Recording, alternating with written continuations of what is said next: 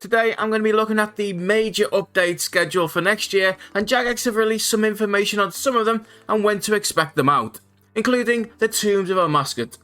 The first thing that they have announced is 2 new quests. The first one is the Land of the Goblins, which is next in the Goblin questline after Goblin Diplomacy, the Lost Tribe, Death to the Dogashin, and Another Slice of Ham. This quest, providing it passes the polls, will be out in February and will be an experience level quest. I will put the requirements and rewards up on screen now, so if you don't want to see those, look away for the next 5 seconds or so. Anyone that looked away, feel free to look back now. These stats are very similar to RS3's version of this quest, and they even mention that this quest was partially done in the archives, so it looks like it's the same quest as RS3, but they will be tweaking it slightly. And the next quest is Beneath Cursed Sands, which is a sequel to Contact and will also be a pre-requirement to be able to do Raid 3, The Tombs of a Musket. So if you want to get ready for this as soon as it is out, I recommend completing the Contact quest. Raid 3 release date was scheduled for the beginning of 2022, but the quest release date is April next year, so that is the earliest Raid 3 can be out. However, it is entirely possible that the quest and Raid 3 are out at exactly the same time, so look out for both of those coming out in April. The requirements and rewards for Beneath Cursed Sands quest are as follows. Again, look away if you don't want to see these. It's considered a master level quest, but the stats required really aren't that high at all, but with it unlocking a raid, it's likely that there will be some very difficult fights within that quest. Those who looked away can now look back as we look at the raid itself.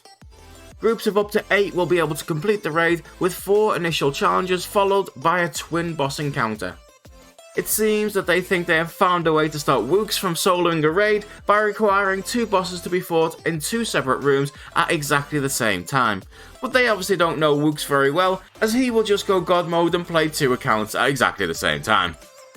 I'm just kidding, he won't be on 2 accounts because he'll also be leveling his ult on a 3rd at the same time. In Raid 3 they are introducing an interesting mechanic which is something called invocations, and this allows you to make a raid easier or harder, with the higher difficulties increasing the chance of better loot. Which sounds like a good way to learn, but knowing the RuneScape community, it won't be long before very few people do anything other than the hardest tier possible. The harder settings don't just increase a boss's damage and health, but they also reduce your health, defense, and the amount you heal when using food or potions, or even stop you from using certain spells within the raid. I'm only guessing, but I think this may be a spell that is a useful mechanic within a raid rather than a high level damage spell. For example, removing Crumble Undead of Vorkath would make the zombie undead spawn far more difficult, and I suspect it may be something similar to that. The next part of the raid that they discuss is the paths that you can choose. The 4 challenges that they speak about are 4 different paths that you must clear. Each path consists of a series of challenges such as puzzles, agility courses similar to the sepulchre dodging, or defeating foes in unique ways before ending in a boss encounter. The interesting part about this is you must complete all 4 paths, and after each path you get a buff or debuff which may increase or decrease damage, healing, or other stats. That means choosing paths in the correct order is a massive part of this raid, and although it doesn't say so, we can assume that we will know before choosing a path, so it will either tell us, or the buffs and debuffs will always be the same every single raid. After you have completed those 4 paths and bosses, you will then be able to go to the lower level, which has 2 final bosses in 2 separate encounters that must be completed at the same time. Finally, one last thing that they mentioned was something I'm quite excited by, but I know a lot of people will hate this as it's very World of Warcraft. One of the rewards for completing the Beneath the Cursed Sands quest is a weapon called the Keras Partisan. Feel free to look away now if you don't want to see this spoiler, but the stats really aren't that great. Although they do mention it will be very useful in Raid 3, looking at the stats that seems more likely because of a specific mechanic because it isn't that powerful in itself. However, the World of Warcraft bit is that they are adding a gem slot, and you will be able to put in a gems that you can get from completing the Tombs of a Musket.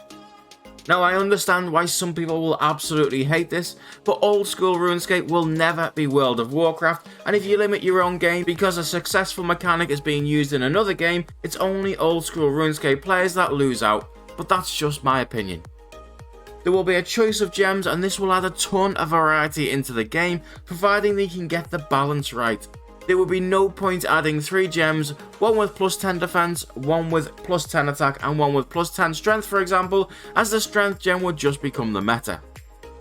I did a how to fix PvP video a while back, which I will link below, which included gems just like this, so let me know your thoughts on them. That's all the information we have so far, but no doubt Jagex will be releasing another update at the start of the new year, so stay posted and I will update you as soon as that one comes out.